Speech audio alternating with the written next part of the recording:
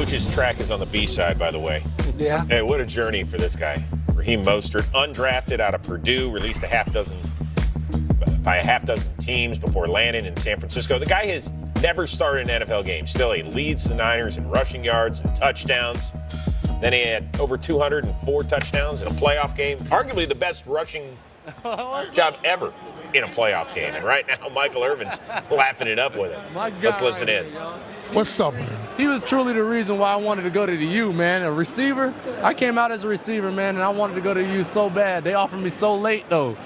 Man, you still should have come, man. You still should have gotten up, man. We could have used that, man, and all that thing, right? Let me tell you something, man. It's so good to be talking to you, man. And I always talk about it, and I love it, man. Talk to me about the road traveled for you to get to this spot. 7 teams in 5 years. Yeah, you know, the road was tough. Been on 7 teams in 5 years, and it was one of those things, man, where I just had to keep fighting, you know, because like you, man, I love this game so much that I'd do anything for it. And there was a point in time where I was really questioning, you know, whether I wanted to continue, but I guess it was the guy in me, man, that, you know, that guy that has to say, hey, look, keep fighting because it's all going to pay off in the end. And I'm here to say that it has, you know. What person that you know when you confide in, when you say it was that time that you almost gave up this chase, what person gave you some advice or encouraged you? I like to call those people the miracle on my journey. Yeah, so it was actually my first ever Pop Warner football coach. He was hard-nosed, blue-collar guy, and he always told me, man, keep pushing. You gonna find it one day. And him and also my wife. My wife definitely pushed me through it because she was always there by my side no matter what, through all those times where I had to travel from Miami back to Baltimore, and I had to leave her behind, you know. She had to pack up the dog in our apartment that we were staying in and make that road trip to drive back to Cleveland. So, yeah, it was one of those things where she was always by my side, man. And that's so great to hear, Raheem, because they stayed by your side. And a couple of weeks ago, wow, 29 carries, 220 yards, 4 touchdowns, man. What were your thoughts when you walked off the field after having a game like that in the championship game? Man, I was in that locker room, man, and I was like, wow, I really did that, you know, that performance. And I couldn't do it. I couldn't have done it without my teammates, man. You know, the O-line, they do a great job blocking, you know. Yeah, I got off that field, man, and I was in awe, really. What is it like for you now to be getting ready to play in Super Bowl 54? A few hours down the road from where you grew up at home. Man, it's unbelievable, man. Just to get that opportunity to come back to my home state, you know. Like you said, a few hours up the road, man, being down here in Miami is amazing. Like I said, I've been a big fan of Miami, even the U back in the day. So it's unbelievable to finally get to play in my home state and to get this opportunity to try to get this trophy. You've been surfing all over the NFL. There would be no better surfing than here in Miami if you get in that end zone. Will we see you get on that surfboard? Oh, I'm definitely riding that wave, baby. I'm getting on that surfboard and I'm going to go crazy. Y'all, he's riding the wave all the way to that podium that gives him the ring. This is my homeboy, Raheem, right here, man. Appreciate you taking the time, buddy. Appreciate you, man. So proud of you, buddy. Keep doing what you're doing, man. We appreciate it, man. We appreciate you, buddy. All right, guys. Man, is that amazing? Cut by a half dozen teams, and now he's got his own podium Super Bowl week. It's amazing. He's been part of a significantly improved Niners rushing attack. Second in the league during the regular season. Look what they're doing in the playoffs. 235.5 yards per game? You kidding me? Now, what happens if the Chiefs slow this down? Can the Niners still be victorious, Mooch?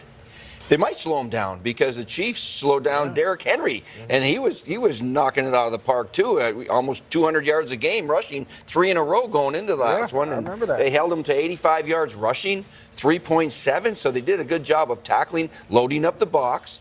But then you got to take care of the play action pass, and the Niners do that as well as anybody. Ryan Tannehill did that well, but not well enough. They only had 295 yards of offense, and so that Chiefs defense is much improved. Well, I think part of the Chiefs, what they did to the Titans, they were scoring points at will, too, at one point. I mean, they were scoring in 2 minutes and 30 seconds. They kind of took the Titans out of running the ball. But the one thing the San Francisco 49ers are going to do, regardless if they're up or down, Kyle Shanahan's going to run the ball, Mooch, and we know that because it sets up their play-action pass game, sets up their quick game, and when they want to take shots. So the key is you have to limit and set edges. You can't allow George Kittle to take Frank Clark and run him down the sideline and create these big holes. You have to fit your gaps as a linebacker and safeties. You have to play sound football in order to stop this. And then the other thing that the Niners do, same thing the Chiefs, they do a lot of shifts and motions, where he gets a ton of defenders' eyes all over the place, and then they just run right down your throat. And so in this situation, you can't have eye violations. You have to know where the ball's going. What's an eye violation? Where your eyes aren't where they're supposed to be, and you're looking at the Debo Samuel run this way, and the ball's running right by you. You just make that up. I've never heard of it. It's like a shot clock violation. Come on, Moose, stop that. I used to coach youth football back in the day, man. You still do? No, I'm done now. I'm here with you now. Enough about you. We lost in the playoffs. Let's talk about the guy you were talking about setting the edge offensively for the San Francisco 49ers, George Kittle. I mean, we heard from him earlier. I mean, he looks like he would be a ton of fun to hang out with, and Hall of Famer Brian Urlacher actually had that chance. So here's another edition of Generations where active players get to chop it up with a legend. G-A-R-A-R-R-A.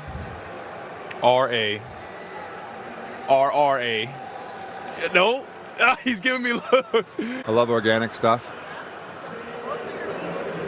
But I am an offensive lineman, so if I were to eat completely healthy all the time, then I would not be an offensive lineman anymore. I'd probably be a tight end. I do love sushi, and I like a couple animes. My brother's actually big into anime. He's all over the shows. But, yeah, no, sushi's favorite. G-R-A-G-A-R. Wait, what did I say at first? G-R-A? All right, if you could go out on a date with Lizzo, Rihanna, or Cardi B, who would you choose?